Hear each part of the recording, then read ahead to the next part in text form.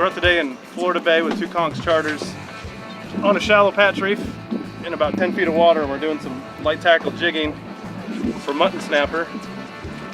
We're using the heavy minnow and the squinto jigs. They're 1.25 ounces. And those light tackle jigs are perfect for this shallow water. The fish are fired up. It's been real productive. So the retrieve for these small heavy minnow jigs and squinto jigs is really simple. What we're doing is just pitching it out over this patch reef. It's only like 12 feet deep, so this light tackle is perfect. Got a 20-pound braid, light tackle rod, hitting bottom.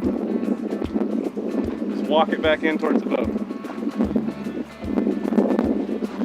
Use like a medium pace retrieve. And just like that, let's fish on. Just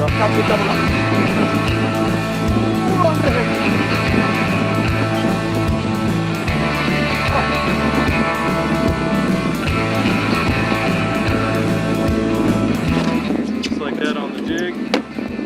Awesome way to have steady action out here in Florida Bay.